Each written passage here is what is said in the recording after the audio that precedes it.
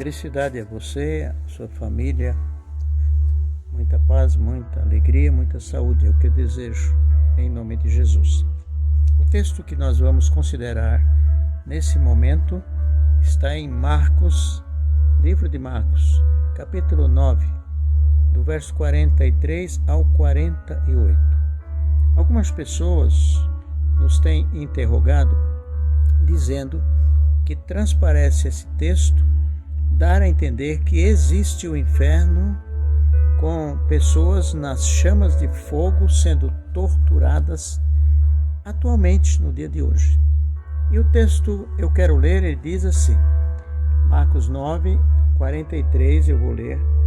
Se a tua mão te escandalizar, corta, porque é melhor para ti entrares na vida aleijado do que tendo as duas mãos ires para o inferno, para o fogo que nunca se apaga. Verso 44, onde o seu bicho não morre e o fogo nunca se apaga. Até o verso 48, todos os textos no final diz, aonde o bicho nunca morre.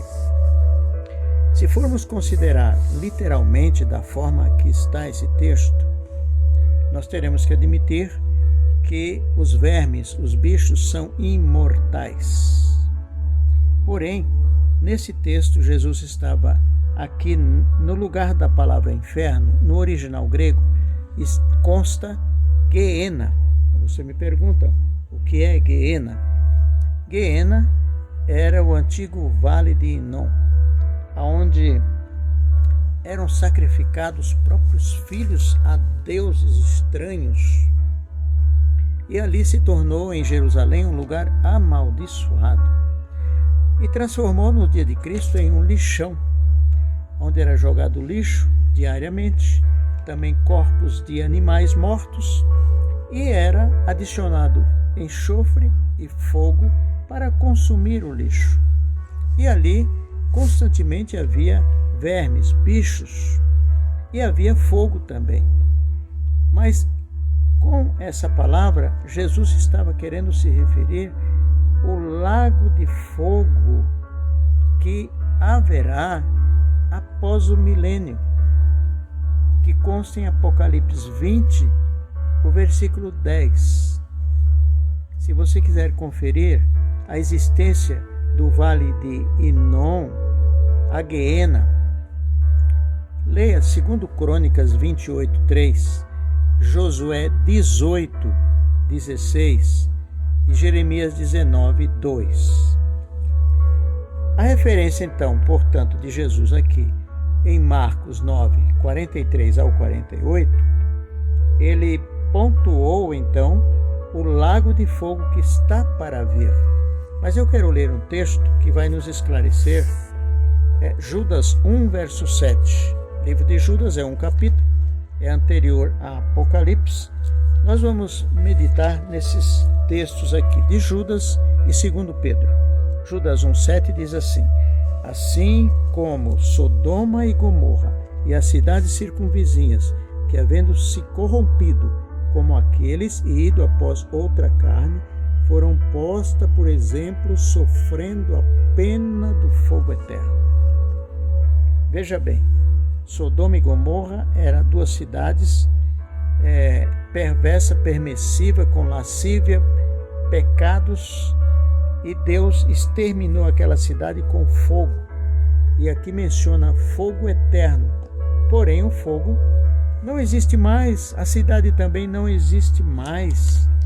Então, o fogo eterno mencionado aqui e também em Marcos são as consequências da destruição que Sodoma e Gomorra teve.